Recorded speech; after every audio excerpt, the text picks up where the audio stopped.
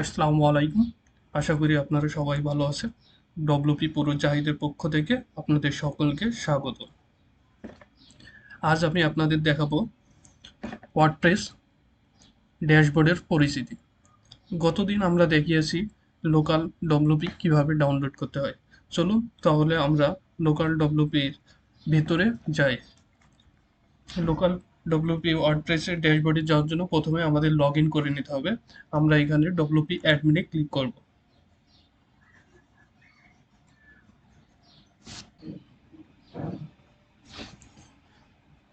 তারপরে আমাদের সামনে এমন একটা ইন্টারফেস আসবে। আমরা আমাদের ইউজার নেম এবং পাসওয়ার্ড দিয়ে লগ ইন করবো। আমি আমার ইউজার নেম এবং পাসওয়ার্ড দিয়ে দিচ্ছি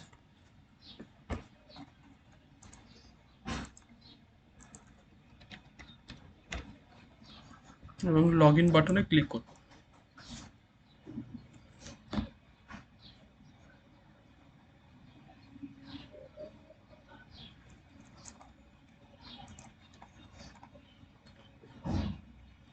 দেখুন আমাদের সামনে এমন চলে আসবে।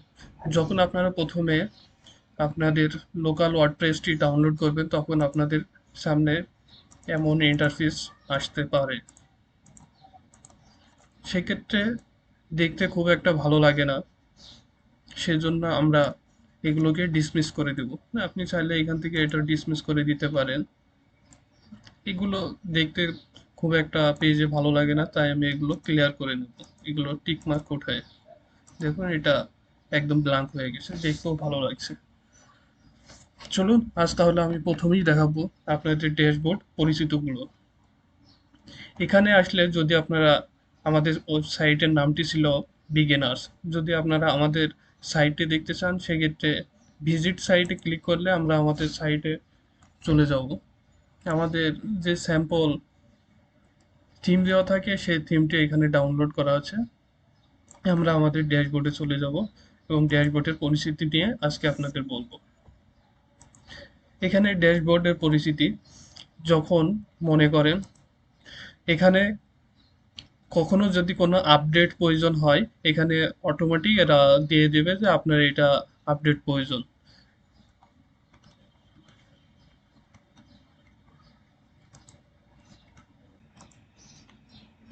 যেমন চলুন অন্য একটি সাইডে আপনাদের দেখায় কিভাবে এখানে আপডেটগুলো আসে। যেমন আমি আমার অন্য একটি সাইডে গেলাম। দেখুন এখানে আপডেট, যখনই ক্লিক করবেন তখন আপডেটগুলো দেখাবে যে আপনার এখানে কি কি আপডেট প্রয়োজন।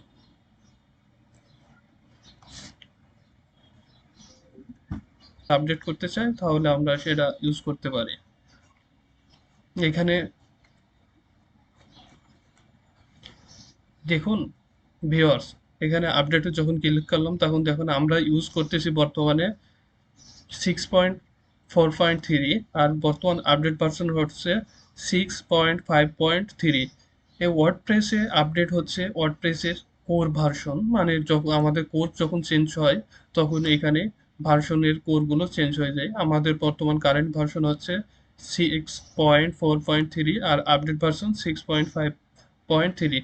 অটোমেটিক যখন তারা ভার্সন চেঞ্জ করে তখন এখানে অটোমেটিক আপডেটগুলো চলে আসে, আপনারা আপনাদের এখান থেকে আপডেট করে নিতে পারবেন। তারপরে এখানে প্লাগ ইন, প্লাগইনগুলো ভার্সন প্লাগইনগুলোকে আপডেট করতে বলছে। এখান থেকে আপনারা আপনাদের প্লাগইন আপডেট করতে পারবেন। তারপরে থিমগুলো আপডেট করতে পারবেন। আমাদের যেমন দেখুন থিমের ভার্সন হচ্ছে 4.6.5, যেটা আমাদের ইনস্টল করা আছে এক্সট্রা থিম। এটার আপডেট ভার্সন হচ্ছে 4.6.15। এভাবে আপনারা আপনাদের আপডেট করে নিতে পারবেন। আপডেট করার জন্য আপনারা আপডেট ভার্সনে ক্লিক করলে অটোমেটিকই আপডেট হয়ে যাবে। তারপরে এখান থেকে আপনারা আপনাদের যেগুলো প্রয়োজন সেগুলো আপডেট করতে পারবেন, বা সিলেক্ট অল করলে সবগুলোই করতে পারবেন। ম্যানুয়ালি যদি আপনি চান যে এটা এটা আপডেট করব সেক্ষেত্রে আপনি সেই দুটা ক্লিক করে আপডেট করে নিতে পারেন। এখানে আপডেট প্লাগইনে যদি ক্লিক করেন ওই দুটা আপডেট হয়ে যাবে, যে দুটো আমি টিক মার্ক দিয়ে দিয়েছি। এখানে থিমেও আমি শুধু চাচ্ছি এক্সট্রাটায় আমি আপডেট করব, এখানে আমি আপডেট থিম দিয়ে দেবো।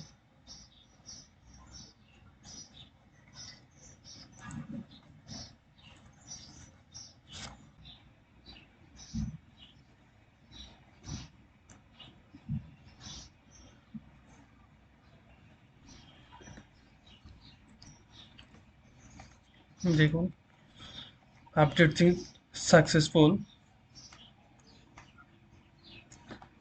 এবং ওয়ার্ডপ্রেস অ্যাভেলেবল, এটা আপডেটিং হচ্ছে।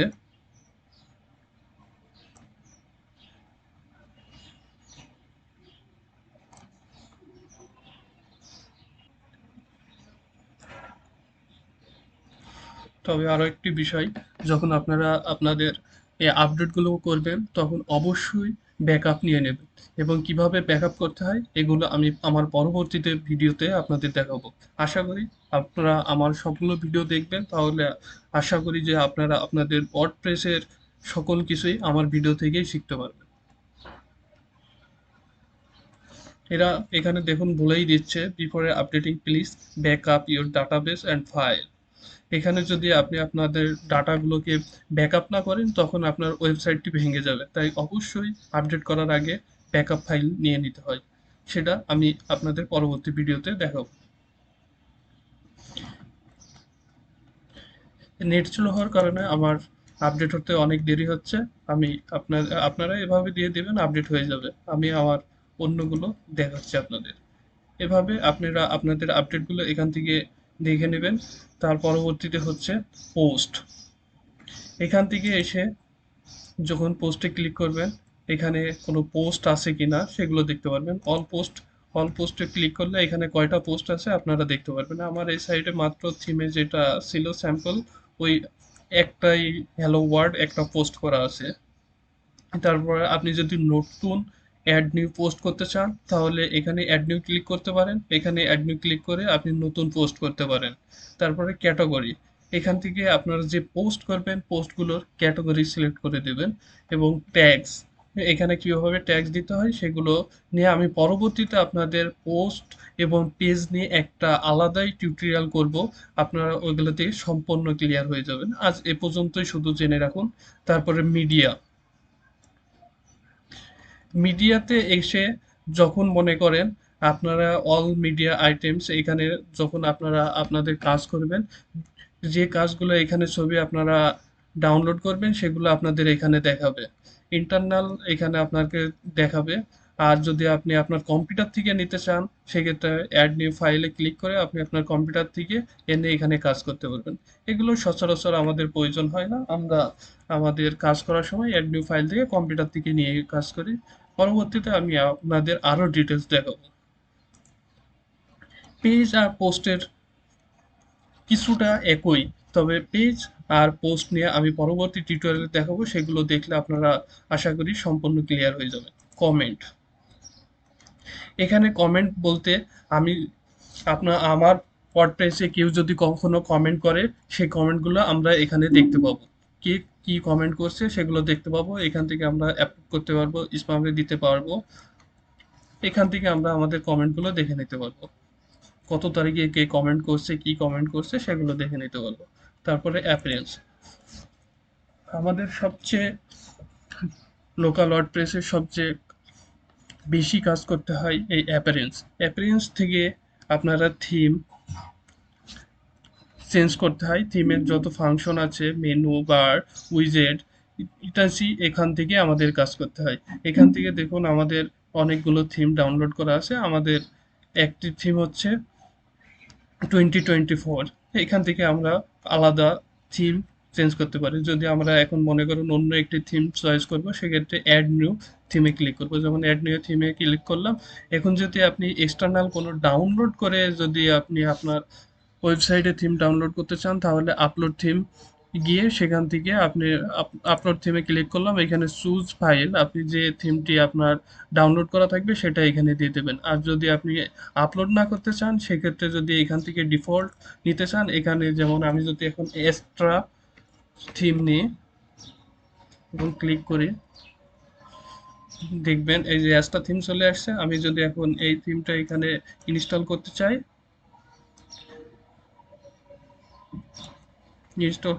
সেক্ষেত্রে আমরা ইনস্টল বাটনে ক্লিক করব।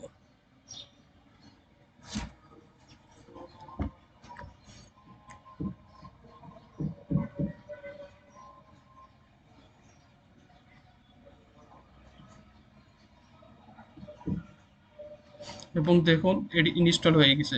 ইনস্টল করলেই যে আপনাদের অ্যাক্টিভ হয়ে যাবে এমন না, আপনাদের অবশ্যই অ্যাক্টিভ বাটনে ক্লিক করে অ্যাক্টিভ করে নিতে হবে।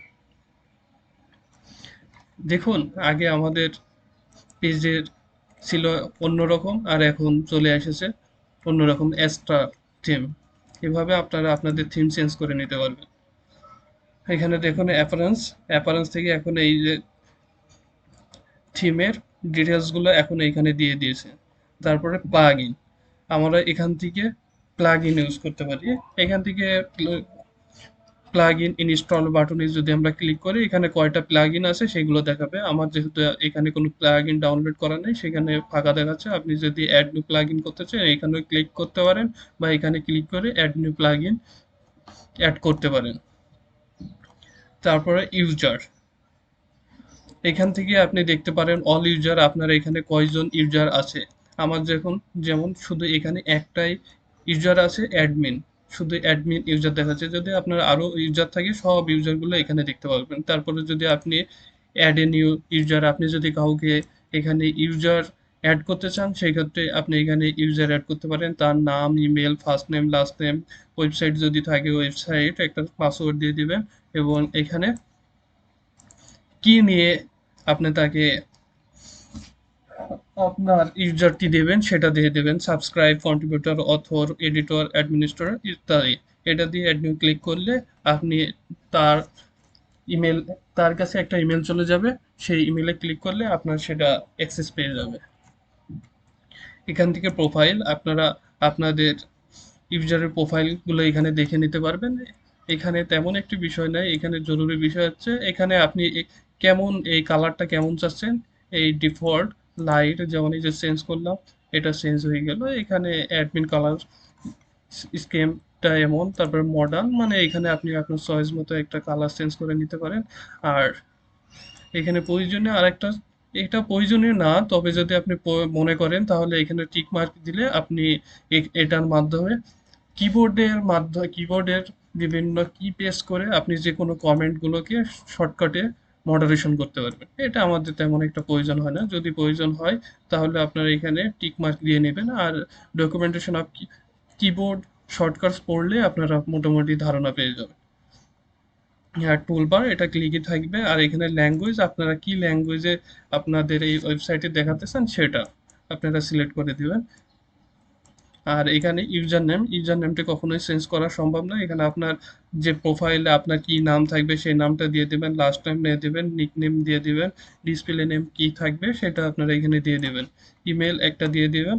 ওয়েবসাইট, আপনার যে ওয়েবসাইটটা আছে সেই ওয়েবসাইটটা এখানে দেখাবে। আর এখানে একটা ইনফরমেশন, আপনি যদি আপনার ইনফরমেশন দিয়ে দেন, যখন আমরা কমেন্ট করবে, প্রতিটা কমেন্টের নিচে আপনার এই বায়োগ্রাফিক্যাল ইনফোটা দেখাবে। আমরা এগুলো নিয়ে পরবর্তীতে আরো ডিটেলস দেখাবো, আজ একটু ধারণা দিয়ে গেলাম। আর প্রোফাইল পিকচার, এখানে যদি আপনি প্রোফাইল পিকচার চেঞ্জ করতে চান সেক্ষেত্রে আপনাকে গ্রাভেটরে ক্লিক করতে হবে। এই গ্রাভেটরে ক্লিক করলে এখান থেকে নিয়ে যাবে আরেকটি ওয়েবসাইটে, ওইখানে গিয়ে আপনাকে একটা অ্যাকাউন্ট ক্রিয়েট করতে হবে এবং অ্যাকাউন্ট ক্রিয়েট করার সময় আপনি যে আপনার একটা প্রোফাইল পিক দিবেন, তো ওই প্রোফাইল পিকটা অটোমেটিক এখানে শো করবে। এগুলো আমি পরবর্তীতে আপনাদের দেখাবো আশা করি। তারপরে অ্যাকাউন্ট ম্যানেজমেন্টের জন্য যদি কাউকে নতুন কোনো পাসওয়ার্ড সেট করতে চান সেক্ষেত্রে এখানে পাসওয়ার্ডগুলো দিয়ে দিতে পারেন এবং আপডেট প্রোফাইল করতে পারেন। তারপরে টুলসে আমাদের এতটা প্রয়োজন হয় না, তবে টুলসের ক্ষেত্রে অ্যাভেলেবেল টুলস, ইম্পোর্ট এক্সপোর্ট, যখন আমরা থিমের ইম্পোর্ট এক্সপোর্টের প্রয়োজন হয়, বিভিন্ন ডাটা ইম্পোর্ট এক্সপোর্টে এগুলো নিয়ে কাজ করতে পারে। সাইট হেলথ, আপনি এখান থেকে কেমন সাইট হেলথ এটা কেমন আছে সেটা দেখাতে পারে। এখানে আপনাকে রেজাল্ট দেখাই দেবে যে গুড ব্যাড, এটা দেখা দিবে। এই যে আমাদের লোডিং হচ্ছে সাইটটা, এগুলো এখান থেকে আপনার দেখাই দিবে যে আপনার সাইটটা কেমন আছে এই মুহূর্তে।